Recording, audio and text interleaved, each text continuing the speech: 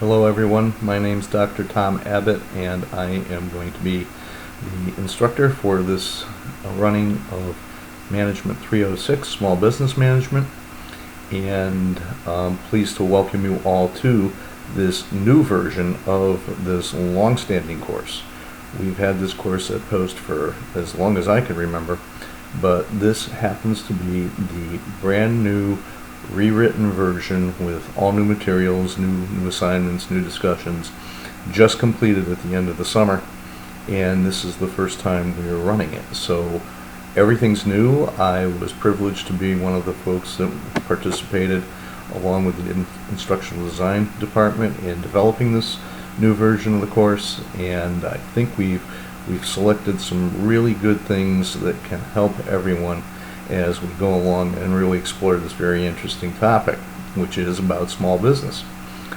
Small business, as defined by the Small Business Administration from the U.S. Department of Commerce, is companies under 500 employees. Well, it could be one, could be 500. There's quite a difference between a one-person operation and a 500-person operation. But compared to some of the giants that we see out there in the business world, yes, these companies are small. But if you look at the information we provide right in Unit 1, small business provides the vast majority of the businesses in the United States. And in fact, you'll find that situation is true in much of the world. Small business is one of the biggest economic forces out there. It's one of the biggest employers. It's one of the biggest sources of job creation and job continuation. It's something extremely important. And many of us find that we already have a lot of experience in small business. To many of us, we're going to find that this is brand new. So welcome, and I hope we can provide a lot of insights. You'll find a few things that I think you need to know up front about the course.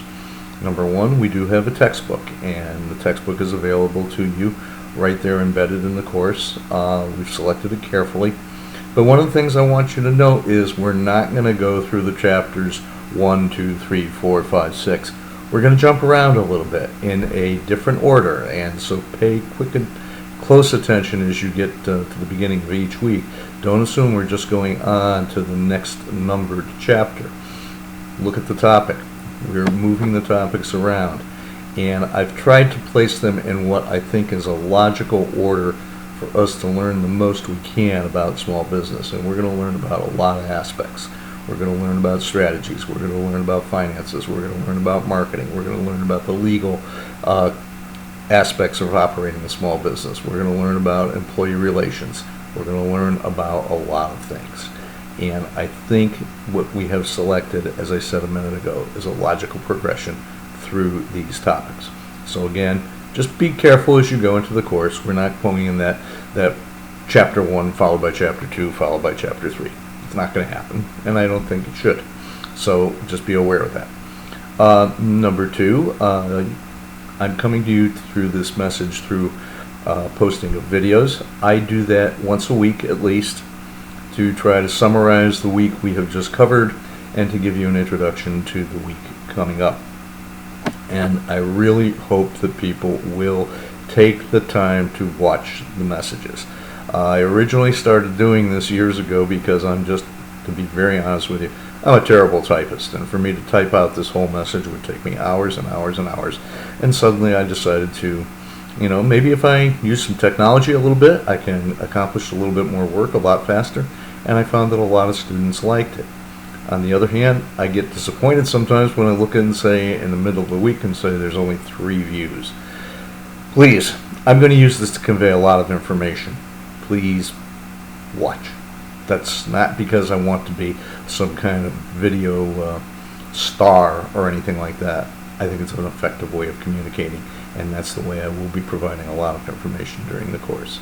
Another little piece of logistics, please use your student email and please check it. A lot of information will flow back and forth that way, not just from me, but from various administrative departments and other folks who are involved in your education here at Post. And unfortunately, we've had some people miss some important messages, and then there's an awful lot of scrambling to catch up. The new course itself, We have tried everything out. We have tried to make sure that everything works. If something doesn't work, if you can't follow a link, if it's broken, or you can't access a resource, please tell me right away. You'll see right in the Meet Your Instructor page where you've got a little profile of me, but there's also my contact information, the preferred ways of getting to me. Best way to contact me is through email. I am of that generation that uses email frequently. So I don't generally go back texting people and things like that. That's not, as you can tell, I'm not a youngster, and I've been around for quite a while and seen things. And yes, an old dog can learn some new tricks, but the one we're going to use here is that written track record email, so we all have a record of our communications. I think everybody knows that I will try to, and I'm usually pretty good about it, the discussions, I try to get them graded at least by Wednesday of the next week, so you'll know what your strengths and weaknesses were from the week before, so you can use that and get better.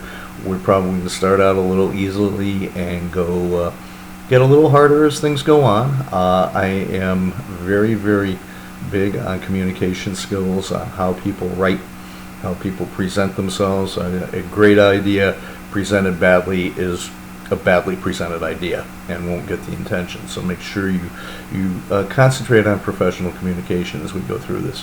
It helps in every phase of business. I can tell you that from a long experience. When we have some assignments, I will always try to get that to you graded well before the next assignment of the same type, again, so that you've got the feedback and you're able to use it. And I do tend to give some fairly lengthy feedback sometimes. We will use the rubric grading system too also, so that we can get through things in an orderly fashion.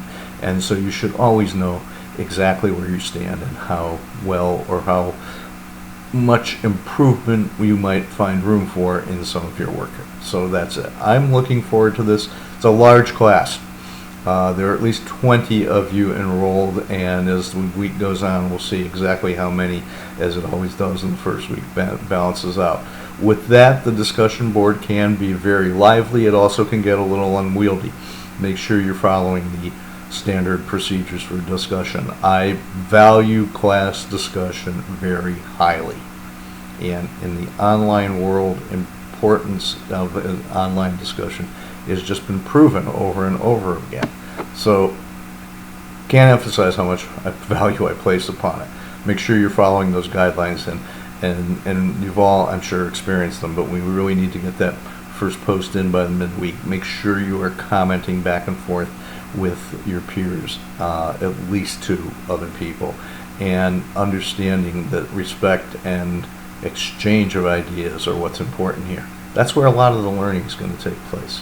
So if you do have any questions about the class, about how we're going to run, how everything will go, please feel free to contact me. My contact information is right there in the Meet Your Instructor. Love to dive right in with Unit 1, where we really talk about some of the principles of small business and some of the things going in about strategy and developing plans and developing our knowledge of what a small business is all about. And I'm looking forward to working with all of you, and I really hope we have a great class going during this next term. Okay, thank you very much.